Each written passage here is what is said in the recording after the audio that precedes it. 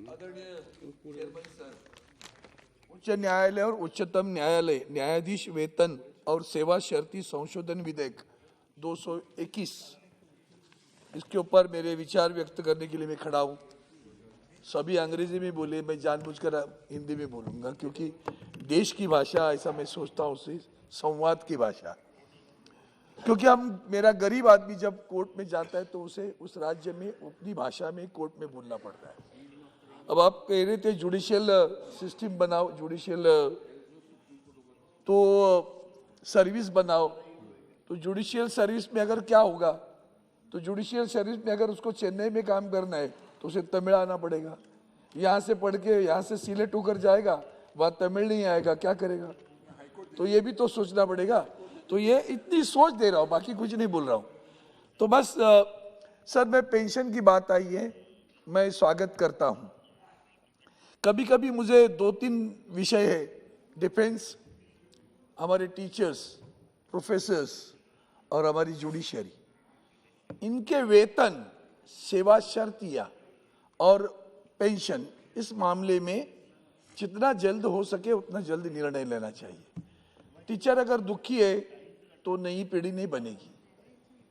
तो ये सोचकर जब ये बिल आया तो मैंने उसके मन में सोचा कि जो तत्परता आपने यहाँ दिखाई उसका तो स्वागत करता हूँ, लेकिन वही तत्परता आप ईपीएफ पेंशन के लिए बताएंगे तो बहुत सारा देश, पूरा देश आपको आशीर्वाद देगा। मतलब आपके मंत्रालय के नहीं है, मैं सरकार से बात करता हूँ।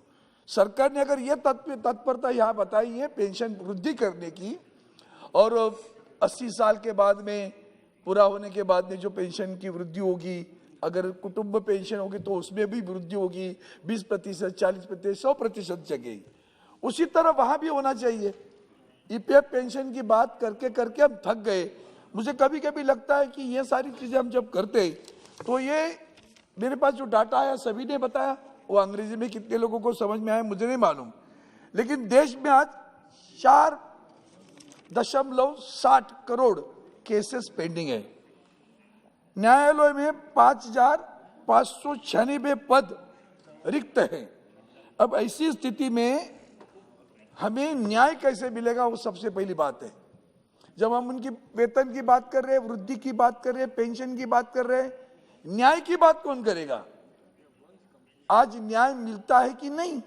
अभी सभी ने आदरणीय हमारे परम श्रद्धेय परम पूज्य भारत रत्न डॉक्टर बाबा साहेब आम्बेडकर जी का उल्लेख किया, justice delayed is justice denied कहा, और वो भी कहा कि संविधान जिसके हाथ में है उसका इस्तेमाल अगर वो सही ढंग से करते तो संविधान अच्छा है। संविधान बुरा भी हो और अच्छे लोगों के हाथ में हो तो भी वो अच्छा इस्तेमाल करते तो भी संविधान अच्छा है। लेकिन एक बात मुझे याद है, उन्होंने कहा था कि अगर संविधान में गलत लोगों के हाथ में गया और उसका परिणाम दुष्परिणाम होने लगा तो संविधान में जला दूंगा। इसी बात इतनी एगनी उन्होंने बताई थी। लेकिन देश में आज हम देखते हैं कि न्यायालय में जो सारी चीजें कोर्ट में pending cases, supreme court 70,038, high court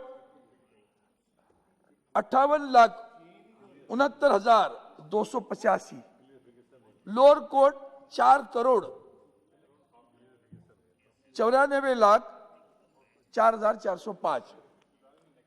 तो ये सब देखने के बाद में ऐसा लगता है इतनी केसेस पेंडिंग है, बस तारीख पे तारीख चलती रहती है हमारे यहाँ। क्या गरीब करेगा बताओ मुझे? गरीब को न्याय कैसे मिलेगा, ये पहली बात है। और अब हम देख रहे हैं जो चाहे मर्जी, मतलब कुछ चीजें अभी बैनर्जी साहब ने बताई, कुछ चीजें शशि थरूर जी ने बताई, चौधरी साहब ने भी बोला, चौधरी साहब ने बाहर के देशों के उदाहरण दे दिए।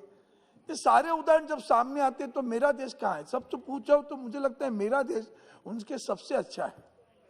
लेकिन कॉलेजियम की बात जो आई, बीच में कुछ साल के लिए गड़बड़ हुई थी, फिर दोबारा कॉलेजियम आ गया, तो उसमें एक समय की पाबंदी जो है वो कहीं नहीं है। उसी की वजह है कि हमारे पद रिक्त रहते हैं।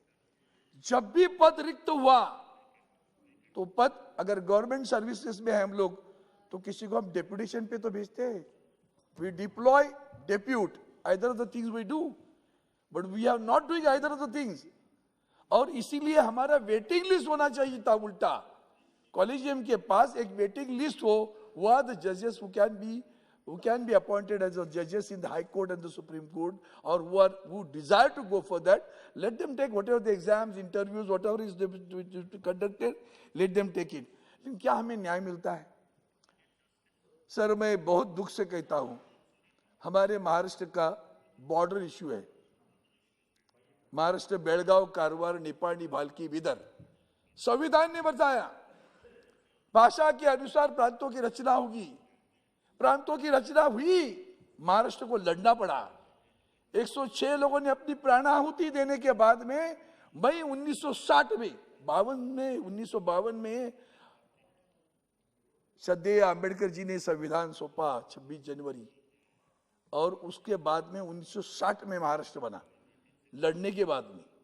अब लड़ने के बाद में बना, कुछ प्रदेश आज भी बाहर है, लेकिन सुप्रीम कोर्ट की तरफ से न्याय नहीं मिलता। केस है, संघर्ष रास्ते पे आकर किया, आंदोलन किया, उस तरह के आंदोलन नहीं किए, संविधान के तहत आंदोलन किए, सुप्रीम कोर्ट में आए। कितने सालों से केस हमारी पेंडिंग है, किसी को लगता नहीं सदन में, हाँ या ना कहो तो सही, कुछ भी नहीं कहोगे, चुपचाप बैठोगे, और तब तक दूसरी सरकार को जो तुम्हारी है करके उसे जो भी करना है उसे अनुमति मिलती है। विधान सौदा बनाई गई, बेलगांव को उपराजधानी बनाई गई। महाराष्ट्र में बॉम्बे को मुंबई करने में सालों लगे, बेलगांव का बेलगावी करने में कुछ ही समय में बेलगावी हो गया। यही तो दिखता है डिस्क्रिमिनेशन। और जो डिस्क्रिमिनेशन की बात सब कर रहे थे ना, वही डिस्क्रिमिनेशन की बात मैं कर रहा हूं कि अगर हम कानून लाते हैं, डिस्क्रिमिनेशन क्यों है? बॉम्बे का मुंबई करने में डिस्क्रिमिनेशन। आज भी मुझे कभी कभी लगता है, हम दिल्ली का स्पेलिंग क्यों लिखते हैं दिल्ली का?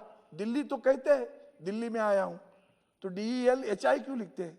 अंग्रेजों ने गलती की, आज भी हम चालू रखिए, क्यों नहीं सीधा करते उसे? ये जो हमारे ऊपर संस्कार गिरे हैं ना, उससे हम लोग आज भी बाहर नहीं आ रहे हैं।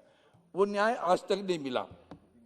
आपने देखा होगा, हाल ही में एक नई केस बनी, हमने महाराष्ट्र में सरकार अलग बनी। सरकार जैसे अलग बनी, पिछले 2 सालों में हमने जुडिशरी का जो अनुभव ले रहे, और खास करके देश की जो संस्था है, बड़ी संस्था है जिसका एक देश को गर्व होता है, CBI हो, ED हो, नारकोटिक्स हो, इनकम टैक्स हो, ये सभी संस्थाएं वहां बैठी है, उनको जुडिशरी पावर है। ED तो क्या जो मर्जी आए इसको अंदर डाल देगी, चलो डालो, कौन पूछेगा उसको? कहाँ है न्याय? उसका न्याय किधर है? 70 दिन, 40 दिन अंदर रखने के बाद, कोर्ट में आने के बाद कहता है कोर्ट इस केस में तो कुछ दम नहीं था, तो 35 दिन अंदर क्यों रखा, 40 दिन अंदर क्यों रखा? तो उसके ऊपर क्या कार्रवाई होने वाली है जिसने उसे अंदर रखा? जब तुम्हारे पास कोई प्रूफ नहीं था, फिर भी उसको अंदर रखा। ये जो विंडिक्टिवनेस चल रहा है ना, उससे विश्वास उड़ जाता है जुडिशरी पर। और सबसे बड़ी गंभीरता मेरे लिए बात है, इस देश में जिस दिन जुडिशरी पर विश्वास उड़ेगा, तो देश की जनतंत्र को, लोकतंत्र को ठेस पहुंचने वाली है। हम कहते हैं parliament, executive, and then we say judiciary, fourth is the media. ये 4 स्तंभ है जनतंत्र के। आज आप विश्वास से कहो, ये 4 स्तंभ ताकत से खड़े हैं, या पार्लियामेंट ताकत से खड़ी है, जुडिशरी एग्जीक्यूटिव खड़े हैं। His master's voice are there in executives. His master's voice are there in judiciary too. That is what is really offending. बहुत लोगों को डर लग रहा है। अपॉइंटमेंट किसकी होती है? आप अगर चर्चा करो किसी पे, तो कहेंगे भाई ये इनके एफिलिएटेड लोग हैं। किसी भी क्षेत्र में जाइए आप, हर एक जगह जो चेयरमैन है बोर्ड के हो या किसी भी, तो आपको लगेगा they are affiliated to some thinking, किसी थॉट से जुड़े हुए लोग हैं, वही अपॉइंट हो रहे, बाकी लोग अपॉइंट नहीं होते। ये लोगों के मन में शंका आना भी सरकार के लिए अच्छा नहीं है।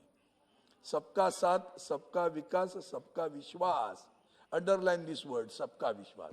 Are we getting that? तो यही नहीं हो रहा है सर। इसलिए मैं कहता हूं कि जैसे हमारे मुंबई में एक पुलिस आयुक्त गायब हुआ, commissioner of the police is absconding. अब ये कितनी बड़ी गंभीर बात है कि वही गायब है, उसी ने इल्जाम लगाए, वो खुद गायब। फिर जाकर आखिर खड़प को सुप्रीम कोर्ट में हाजिर हो गया, और सुप्रीम कोर्ट में हाजिर होने के बाद में सुप्रीम कोर्ट कहता है don't arrest him, he is above the law, he is above the law, don't arrest him. Judgment of the supreme Court, directives of the supreme Court. Again the date has been enhanced. वो जानते हैं कि ये गड़बड़ी में आया है, उसको पकड़ेंगे। फिर सुप्रीम कोर्ट कहता है 11 जनवरी तक अरेस्ट मत करो। कौन है भैया? Who is guiding supreme court? Is it an independent one? And there lies the discrimination and doubt about the functioning of the Supreme Court or the courts in the country.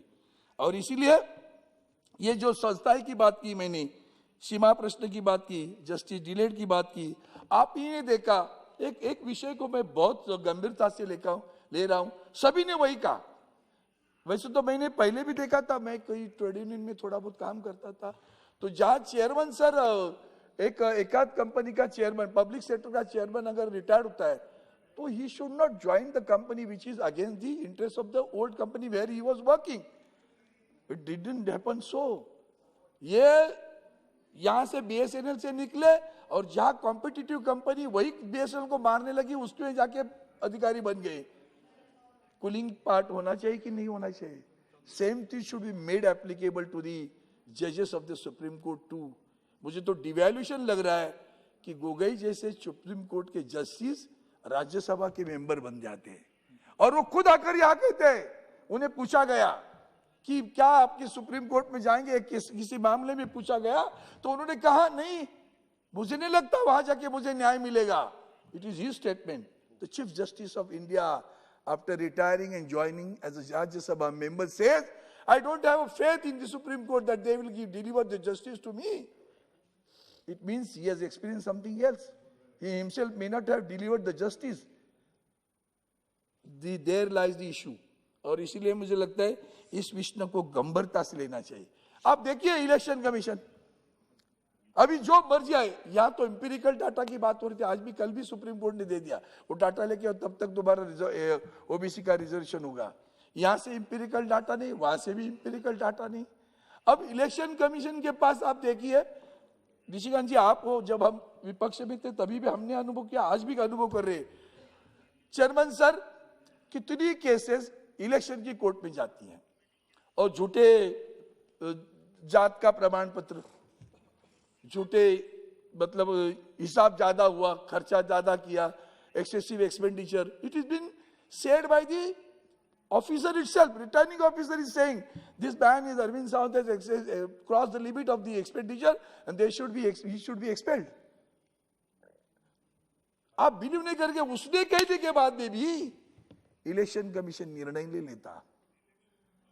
जात का झूठा पत्र देने के बाद में भी सारे दावे सुप्रीम कोर्ट में आते हैं, और फिर सुप्रीम कोर्ट तारीख पे तारीख 5 बरस तुम निकल जाओ, 6 बरस अगर ऊपर होगा तो 6 बरस निकल जाओ, तुम्हें कोई हटाएगा नहीं।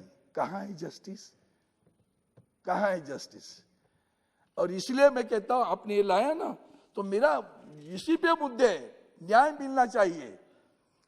हमारे महाराष्ट्र में राम शास्त्री प्रभुणे, छत्रपति शिवाजी महाराज के समय में की याद आती, राम शास्त्री प्रभुणे के नाम लिया जाता है। हमारे महाराष्ट्र में क्या हुआ, विधान परिषद है साहब, चेयरमैन सर, और सरकार को अधिकार है, जैसे यहां भी राज्यसभा में 10-12 सदस्यों की नियुक्ति होती है, तो कौन करता है? राज्य की, केंद्र की सरकार सिफारिश करती है, महामहिम राष्ट्रपति जी दस्तखत करते, पास करते। समय की पाबंदी है, कितने दिन में करना, कितने महीनों में करना, कितने सालों में करना। हमारे महाराष्ट्र में 12 राज्यपाल नियुक्त सदस्यों की सिफारिश राज्य की सरकार ने पिछले 8-10 महीने से पहले कर दी। करीबन वर्ष होने को आया है, आज तक अपॉइंटमेंट नहीं हो रही। सर, क्या ये संविधान का अपमान नहीं है? क्या ये संविधान का अपमान नहीं है? मैं खत्म करता हूं सभी मुद्दे, और इसलिए मेरी आपसे विनती है कि ये जो अभी आप देखिए पेंडिंग केसेस में ऐसे आंकड़े दे दिए, बहुत लोगों ने आंकड़े किए, मैंने इसलिए मैंने वो कट कर दिया। मेरा लेबर कोर्ट में जाके कभी देखा है? लेबर कोड का कानून, अभी आप कहेंगे राज्य की बात है, बरोबर है, राज्य की बात कुछ है कोर्ट में, हाई कोर्ट के नीचे वाली सारे राज्य की बात है। लेकिन अगर राज्य की सरकार अगर उसे नियुक्त नहीं करती तो केंद्र की सरकार की जिम्मेवारी नहीं बनती।